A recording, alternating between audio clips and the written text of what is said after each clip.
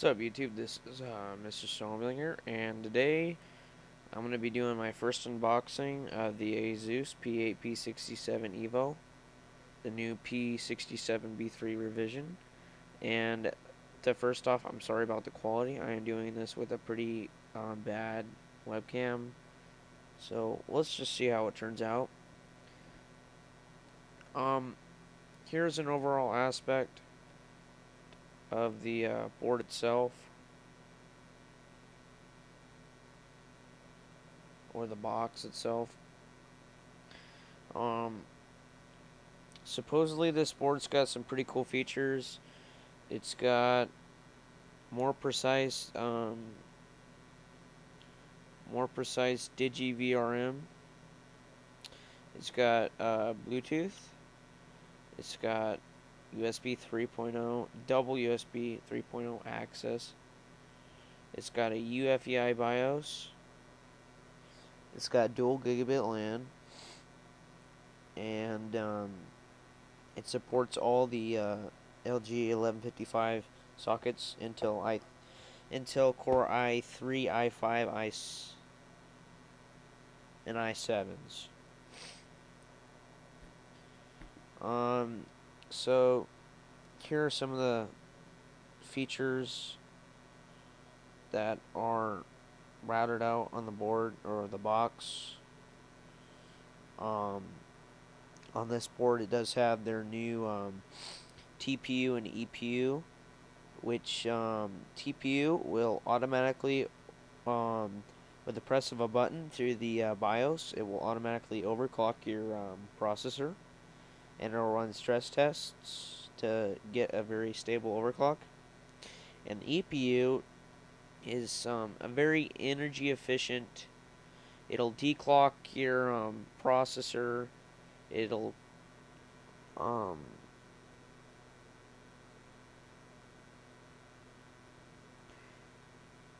automatically declock some stuff on the board itself. EFI BIOS, you get to use your mouse wheel to the BIOS, and you get to actually use your mouse. You know, double USB 3.0 solution, or 3.0, and Bluetooth. Nothing pretty much new about that. There's a chart about their stuff. By the way, this does have a 12+ 2-phase power to deliver nice clean power to the processor. Here are all the specs that on the board. You can pause it if you would like.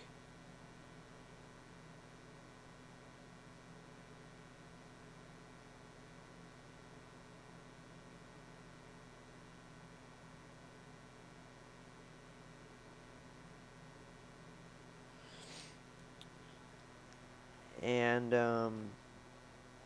so we're gonna get into this unboxing.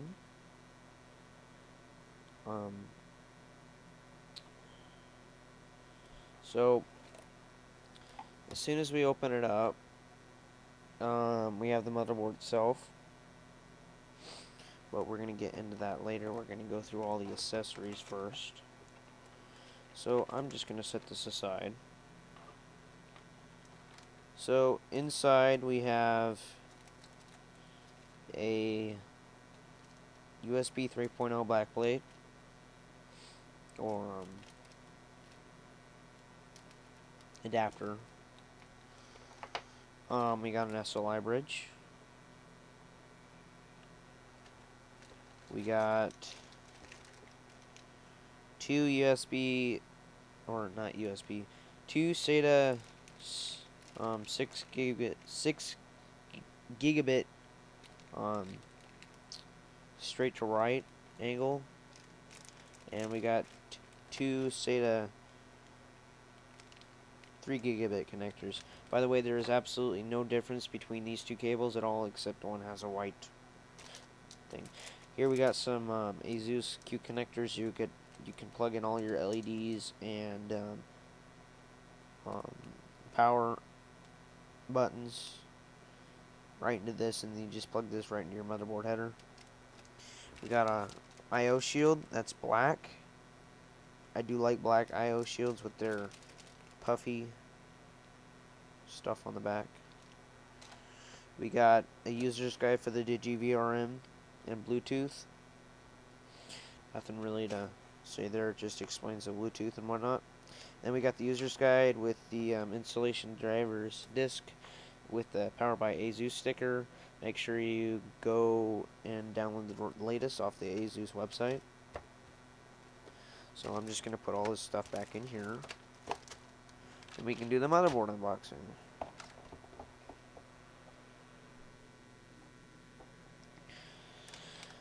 Alright guys, so I'm going to put down my webcam while I do this. I'll see if I can get a good, reasonably okay angle at this, but, you know.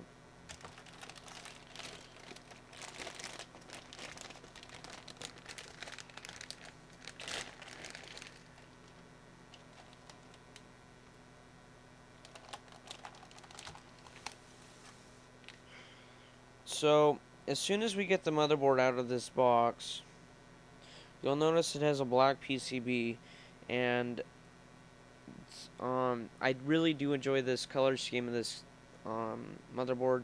One reason why I actually bought it. Anyway, we're going to start going over the overview. Right here we got the LG 1155 socket.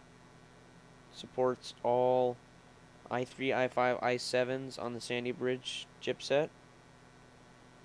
Up here we got the 8-pin power for the CPU in its ideal location. Underneath this heatsink, I don't know if you can see it, but you have its 12 plus 2 phase power to the CPU.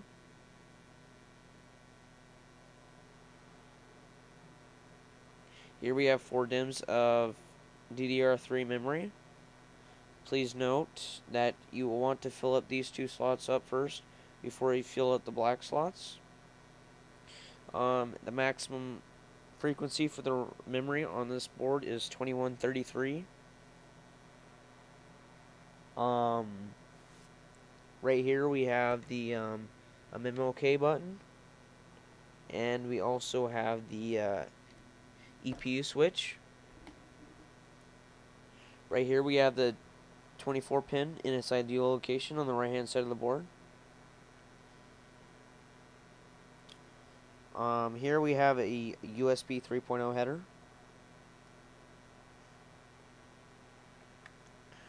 Right here for SATA we have 2 SATA 3 gigabit connector, or 4 in a light blue. We have these 4, the white and blue ones. I think just the white ones run off the Intel P67 chipset, and the other ones run off another third party. These are both 6 gigabit connectors. Here we have all the motherboard connectors and whatnot. We have a power and reset switch. We got 3 USB 2.0 headers. We got a FireWire header. We got our TPU switch. And I'm just gonna run over now the expansion slots.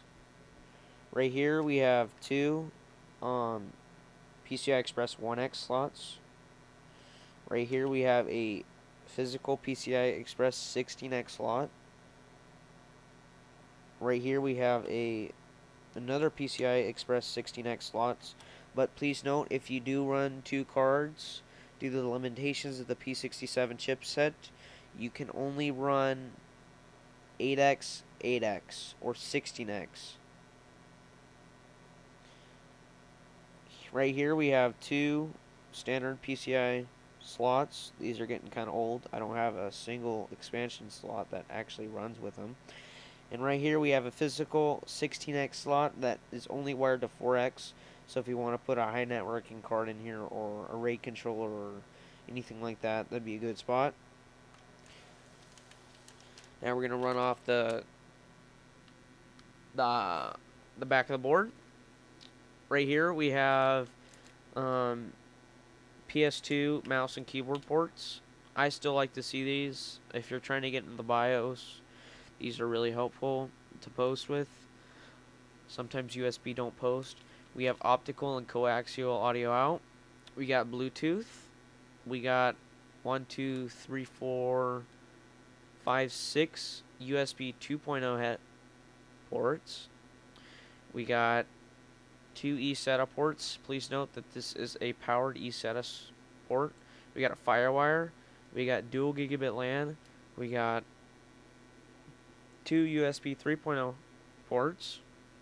We have a clear CMOS switch. And we have 7.1 analog audio. So,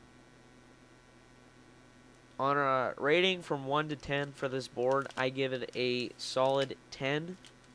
I really do like the aspect of this board. That's why I bought it. And I hopefully will do more unboxings. I mean, I don't have any way of getting this stuff. You know, I actually have to buy it, and you know, if I'm going to use it, I will unbox it. So, I hope you guys enjoy this video. And please rate, comment, subscribe if you would like to see other videos. Please just at least go check out my channel to see what kind of videos I make. And yeah. So thanks for watching, guys.